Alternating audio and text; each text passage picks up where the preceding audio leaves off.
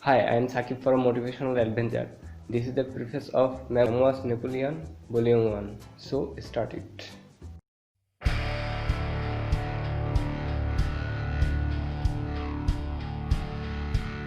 Prefaces of Memoirs of Napoleon, Volume 1, by Louis de Bourrienne. Prefaces. Preface by the editors of the 1836 edition. In introducing the present edition of Monsieur de Bourrienne's memoirs to the public, we are bound, as editors, to say a few words on the subject. Agreeing, however, with Horace Walpole that an editor should not dwell for any length of time on the merits of his author, we shall touch but lightly on this part of the matter. We are the more ready to abstain since the great success in England of the former editions of these memoirs, and the high reputation they have acquired on the European continent, and in every part of the civilized world where the fame of Bonaparte has ever reached, sufficiently establish the merits of Monsieur de Bourrienne as a biographer. These merits seem to us to consist chiefly in an anxious desire to be impartial, to point out the defects as well as the merits of a most wonderful man, and in a peculiarly graphic power of relating facts and anecdotes. With this happy faculty, Bourrienne would have made the life of almost any active individual interesting.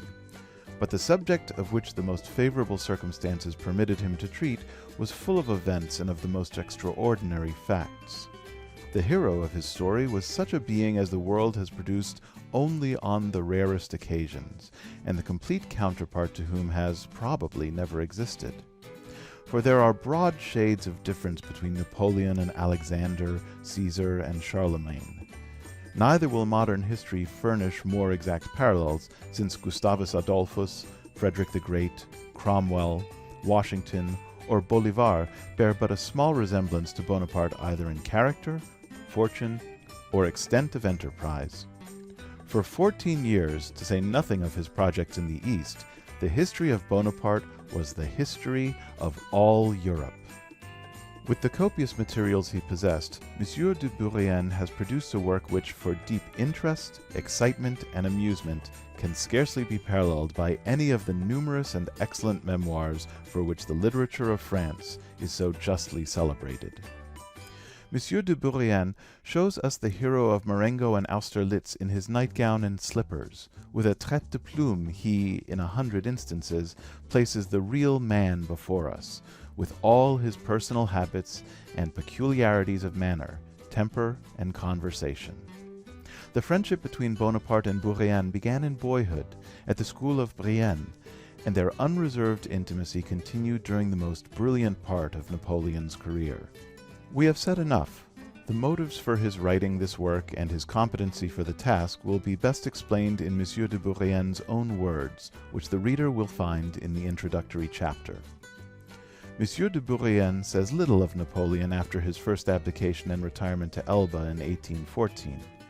We have endeavored to fill up the chasm thus left by following his hero through the remaining 7 years of his life to the, quote, last scenes of all, end quote, that ended his, quote, strange, eventful history, end quote, to his deathbed and alien grave at St. Helena. A completeness will thus be given to the work which it did not before possess, and which we hope will, with the other additions and improvements already alluded to, tend to give it a place in every well-selected library as one of the most satisfactory of all the lives of Napoleon. London, 1836. Preface by the editor of the 1885 edition. The memoirs of the time of Napoleon may be divided into two classes: those by marshals and officers, of which Suchet's is a good example, chiefly devoted to military movements, and those by persons employed in the administration and in the court, giving us not only materials for history, but also valuable details of the personal and inner life of the great emperor and of his immediate surroundings. Of this latter class, the memoirs of Bourrienne are among the most important.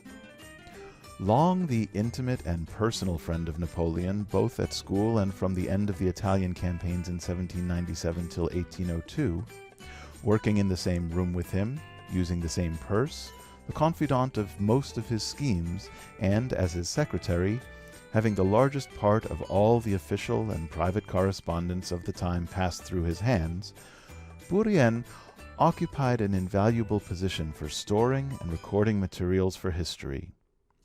The memoirs of his successor, Meneval, are more those of an esteemed private secretary. Yet valuable and interesting as they are, they want the peculiarity of position which marks those of Brienne, who was a compound of secretary, minister, and friend. The accounts of such men as Milo de Melito, Raederer, etc., are most valuable, but these writers were not in that close contact with Napoleon enjoyed by Brienne. Brienne's position was simply unique, and we can only regret that he did not occupy it till the end of the empire. Thus it is natural that his memoirs should have been largely used by historians, and to properly understand the history of the time, they must be read by all students. They are indeed full of interest for everyone, but they also require to be read with great caution. When we meet with praise of Napoleon, we may generally believe it, for as Thiers, in Consulat, Volume 2, page 279, says, Brienne need be little suspected on this side, for although he owed everything to Napoleon, he has not seemed to remember it.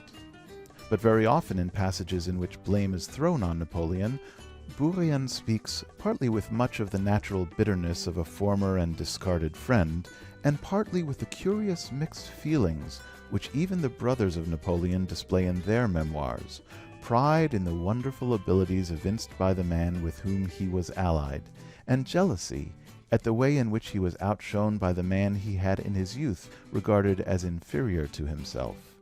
Sometimes also we may even suspect the praise. Thus when Brienne defends Napoleon for giving, as he alleges, poison to the sick at Jaffa, a doubt arises whether his object was to really defend what to most Englishmen of this day, with remembrances of the deeds and resolutions of the Indian Mutiny, will seem an act to be pardoned if not approved, or whether he was more anxious to fix the committal of the act on Napoleon at a time when public opinion loudly blamed it. The same need be said of his defense of the massacre of the prisoners of Jaffa. Louis-Antoine Fauvelet de Bourrienne was born in 1769, that is, the same year as Napoleon Bonaparte, and he was the friend and companion of the future emperor at the military school of Brienne-le-Château till 1784, when Napoleon, one of the 60 pupils maintained at the expense of the state, was passed on to the military school of Paris. The friends again met in 1792 and in 1795, when Napoleon was hanging about Paris, and when Bourrienne looked on the vague dreams of his old schoolmate as only so much folly. In 1796, as soon as Napoleon had assured his position at the head of the army of Italy, anxious as ever to surround himself with known faces, he sent for Bourrienne to be his secretary. Bourrienne had been appointed in 1792 as secretary of the Legion at Stuttgart, and had, probably wisely, disobeyed the orders given him to return, thus escaping the dangers of the Revolution. He only came back to Paris in 1795, having thus become an émigré. He joined Napoleon in 1797 after the Austrians had been beaten out of Italy, and at once assumed the office of secretary which he held for so long. He had sufficient tact to forbear treating the haughty young general with any assumption of familiarity in public, and he was indefatigable enough to please even the never-resting Napoleon. Talent Bourrienne had in abundance. Indeed, he is careful to hint that at school, if any one had been asked to predict greatness for any pupil, it was Bourrienne, not Napoleon, who would have been fixed on as the future star. He went with his general to Egypt, and returned with him to France. While Napoleon was making his formal entry into the Tuileries, Bourrienne was preparing the cabinet he was still to share with the consul. In this cabinet, our cabinet as he is careful to call it, he worked with the first consul till 1802. During all this time, the pair lead lives on terms of equality and friendship creditable to both. The secretary neither asked for nor received any salary. When he required money, he simply dipped into the cash box of the first consul. As the whole power of the state gradually passed into the hands of the consul, the labors of the secretary became heavier. His successor broke down under a lighter load and had to receive assistance. But, perhaps borne up by the absorbing interest of the work and the great influence given by his post, Brienne stuck to his place, and to all appearance might, except for himself, have come down to us as the companion of Napoleon during his whole life. He had enemies, and one of them, Boulet de la Meurthe, has not shrunk from describing their gratification at the disgrace of the trusted secretary. Anyone in favor, or indeed in office under Napoleon, was the sure mark of calumny for all aspirants to place. Yet Brienne might have weathered any temporary storm raised by unfounded reports as successfully as Meneval, who followed him. But Brienne's hands were not clean in money matters, and that was an unpardonable sin in anyone who desired to be in real intimacy with Napoleon.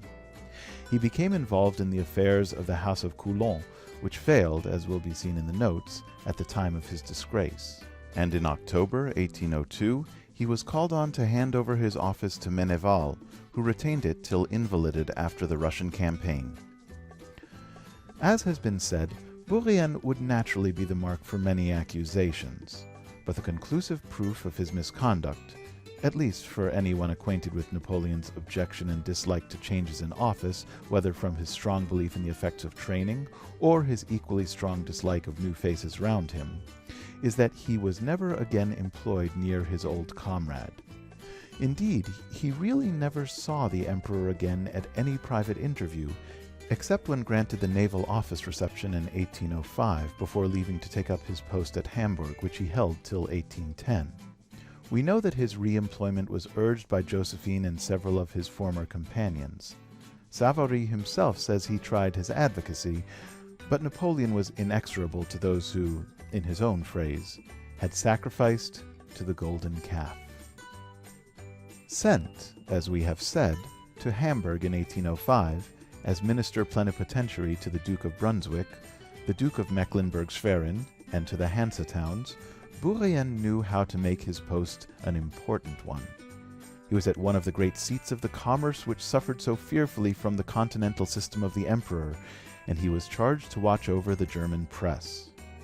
How well he fulfilled this duty we learn from Metternich, who writes in 1805, quote, "I have sent an article to the newspaper editors in Berlin and to Monsieur de Hofer at Hamburg. I do not know whether it has been accepted, for Monsieur Brienne still exercises an authority so severe over these journals that they are always submitted to him before they appear, that he may erase or alter the articles which do not please him." End quote. His position at Hamburg gave him great opportunities for both financial and political intrigues. In his memoirs, as Meneval remarks, he or his editor is not ashamed to boast of being thanked by Louis XVIII at Saint-Ouen for services rendered while he was the minister of Napoleon at Hamburg. He was recalled in 1810 when the Hanse towns were united, or, to use the phrase of the day, reunited to the empire. He then hung around Paris, keeping on good terms with some of the ministers, Savary, the most reputable of them, for example. In 1814, he was to be found at the office of Lavalette, the head of the post, disguising, his enemies said, his delight at the bad news which was pouring in by exaggerated expressions of devotion.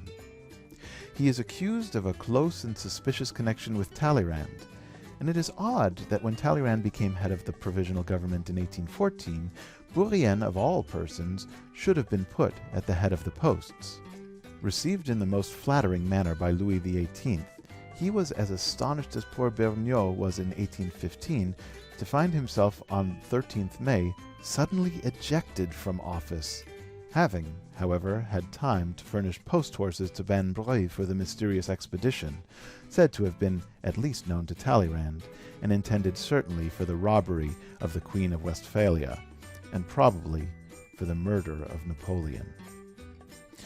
In the extraordinary scurry before the Bourbons scuttled out of Paris in 1814, Brienne was made prefect of the police for a few days, his tenure of that post being signalized by the abortive attempt to arrest Fouché, the only effect of which was to drive that wily minister into the arms of the Bonapartists. He fled with the king, and was exempted from the amnesty proclaimed by Napoleon. On the return from Ghent, he was made a minister of state without portfolio and also became one of the council. The ruin of his finances drove him out of France, but he eventually died in a madhouse at Caen. When the memoirs first appeared in 1829, they made a great sensation. Till then, in most writings, Napoleon had been treated as either a demon or a demigod. The real facts of the case were not suited to the tastes of either his enemies or his admirers. While the monarchs of Europe had been disputing among themselves about the division of the spoils to be obtained from France and from the unsettlement of the continent, there had arisen an extraordinarily clever and unscrupulous man who, by alternately bribing and overthrowing the great monarchies, had soon made himself master of the mainland. His admirers were unwilling to admit the part played in his success by the jealousy of his foes of each other's share in the booty, and they delighted to invest him with every great quality which man could possess. His enemies were ready enough to allow his military talents, but they wished to attribute the first success of his not very deep policy to a marvelous duplicity, apparently considered by them the more wicked as possessed it by a parvenu emperor, and far removed in a moral point of view from the statecraft so allowable in an ancient monarchy. But for Napoleon himself and his family and court, there was literally no limit to the really marvelous inventions of his enemies. He might enter every capital on the continent, but there was some consolation in believing that he himself was a monster of wickedness, and his court but the scene of one long, protracted orgy. There was enough against the emperor in the memoirs to make them comfortable reading for his opponents, though very many of the old calumnies were disposed of in them. They contained indeed the nearest approximation to the truth which had yet appeared. Metternich, who must have been a good judge, as no man was better acquainted with what he himself calls the, quote, age of Napoleon, end quote, says of the memoirs, quote, "If you want something to read, both interesting and amusing, get the Memoirs de Brienne. These are the only authentic memoirs of Napoleon which have yet appeared. The style is not brilliant, but that only makes them the more trustworthy." End quote. Indeed, Metternich himself in his own memoirs often follows a good deal in the line of Brienne. Among many formal attacks, every now and then he lapses into half-involuntary and indirect praise of his great antagonist, especially where he compares the men he had to deal with in after-times with his former rapid and talented interlocutor. To some even among the Bonapartists, Brienne was not altogether distasteful.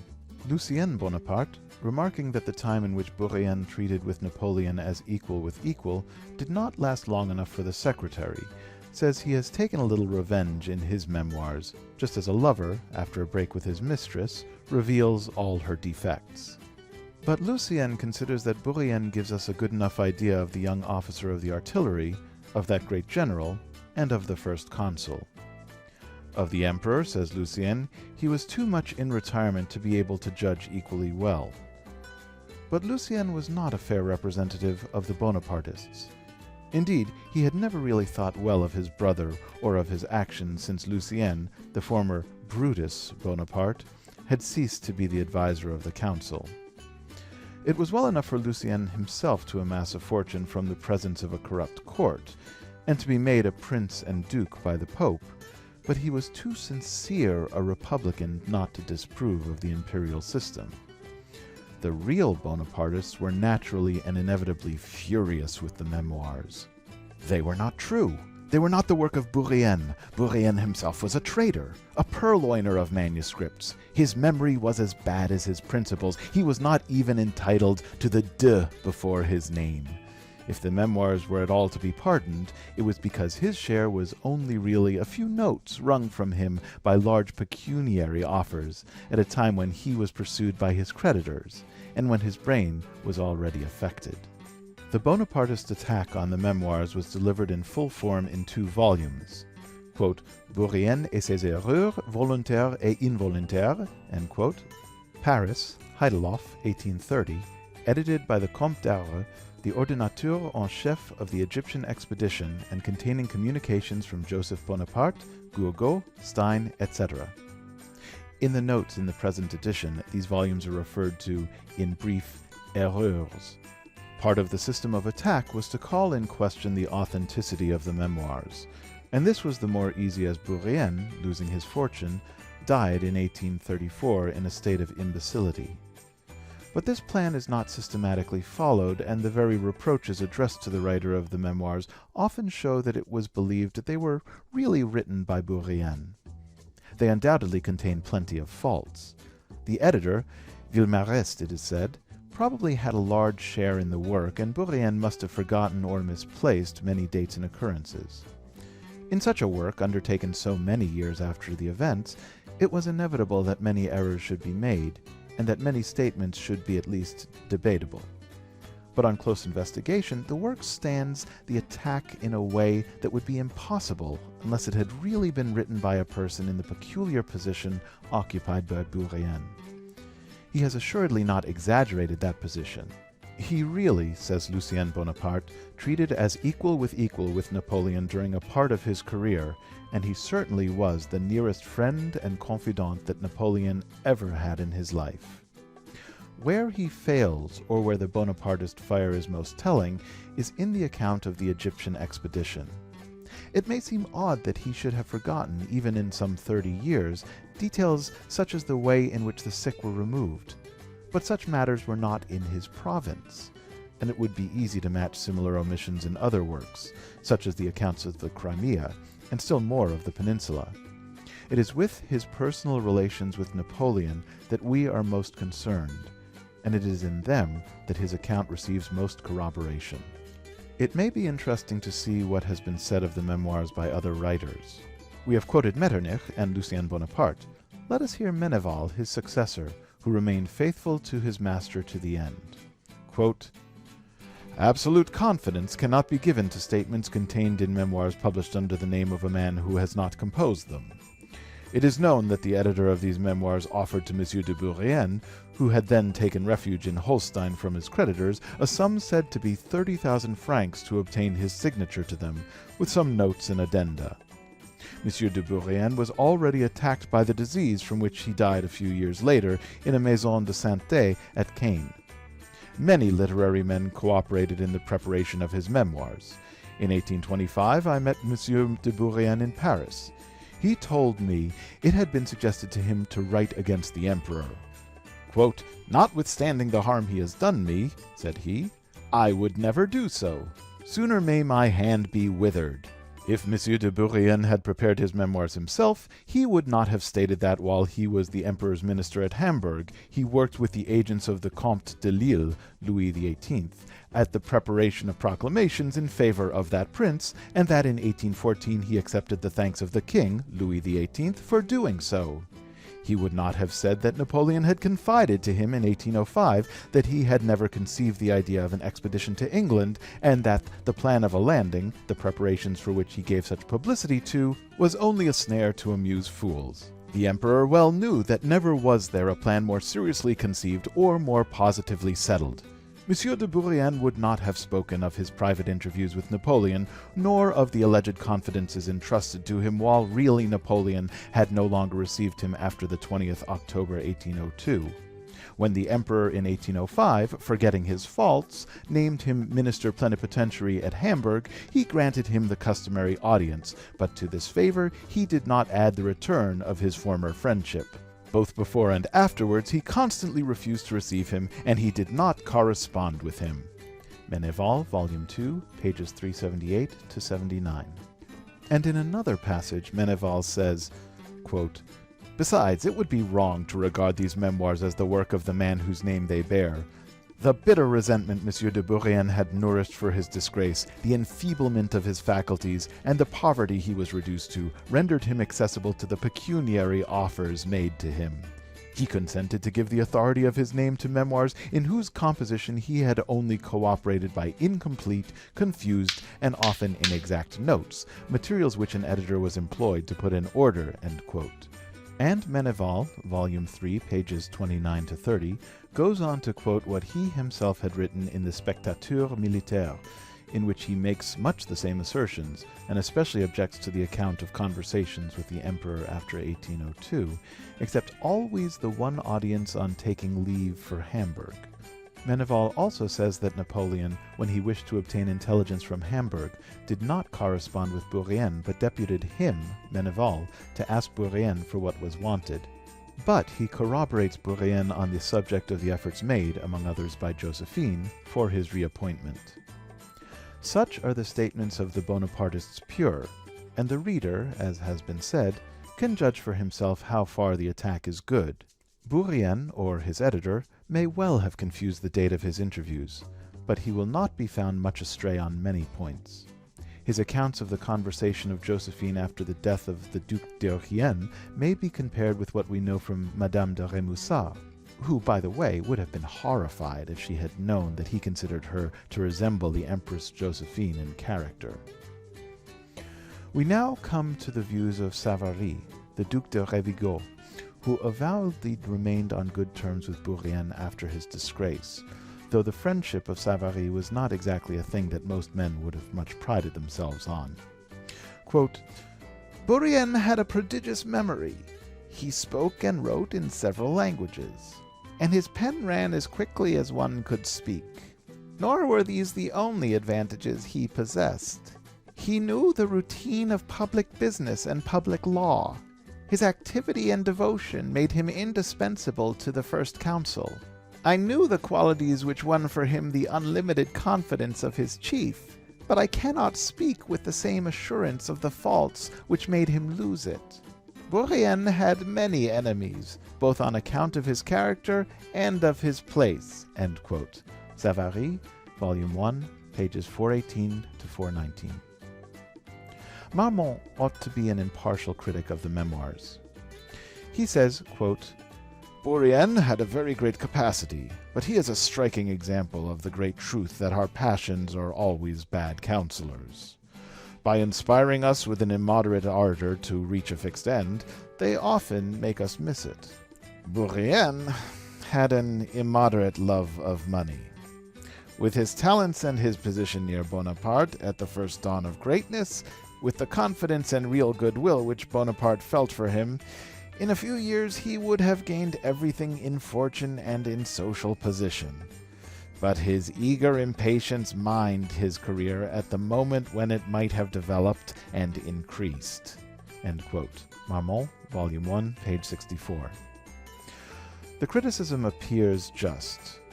As to the memoirs, Marmont says, Volume 2, page 224, quote, "In general, these memoirs are of great veracity and powerful interest, so long as they treat of what the author has seen and heard. But when he speaks of others, his work is only an assemblage of gratuitous suppositions and of false facts put forward for special purposes." End quote. The Comte Alexandre de Puymaigre, who arrived at Hamburg soon after Bourrienne had left it in 1810, says, page 135, of the part of the memoirs which relates to Hamburg, quote, "I must acknowledge that generally his assertions are well-founded. This former companion of Napoleon has only forgotten to speak of the opinion that they had of him in this town. The truth is that he was believed to have made much money there." End quote. Thus we may take Bourrienne as a clever, able man, who would have risen to the highest honors under the empire had not his short-sighted grasping after lucre driven him from office, and prevented him from ever regaining it under Napoleon. In the present edition, the translation has been carefully compared with the original French text. Where in the original text information is given which has now become mere matter of history, and where Bourrienne merely quotes the documents well enough known at this day, his possession of which forms part of the charges of his opponents, advantage has been taken to lighten the mass of the memoirs. This has been done especially where they deal with what the writer did not himself see or hear, the part of the memoirs which are of least value, and of which Marmont's opinion has just been quoted. But in the personal and more valuable part of the memoirs, where we have the actual knowledge of the secretary himself, the original text has been either fully retained or some passages previously omitted restored. Illustrative notes have been added from the memoirs of the successor of Bourrienne, Meneval, Madame de Remusat, the works of Colonel Jung on Bonaparte et son temps, and on Lucien Bonaparte, etc., and other books. Attention has also been paid to the attacks of the erreurs, and wherever these criticisms are more than a mere expression of disagreement, their purport has been recorded with, where possible, some judgment of the evidence. Thus, the reader will have before him the materials for deciding himself how far Bourrienne's statements are in agreement with the facts and with the accounts of other writers. At the present time, too much attention has been paid to the memoirs of Madame de Remusat. She, as also Madame Junot, was the wife of a man on whom the full shower of imperial favors did not descend, and, womanlike, she saw and thought only of the court life of the great man who was never less great than in his court. She is equally astonished and indignant that the emperor, coming straight from long hours of work with his ministers and with his secretary, could not find soft words for the ladies of the court, and that, a horrible thing in the eyes of a Frenchwoman, when a mistress threw herself into his arms, he first thought of what political knowledge he could obtain from her. Bourrienne, on the other hand, shows us the other and the really important side of Napoleon's character. He tells us of the long hours in the cabinet, of the never-resting activity of the council, of Napoleon's dreams, no ignoble dreams, and often realized, of great labors of peace as well as of war. He is a witness, and the more valuable as a reluctant one, to the marvelous powers of the man who, if not the greatest, was at least the one most fully endowed with every great quality of mind and body the world has ever seen. R.W.P. End of Prefaces.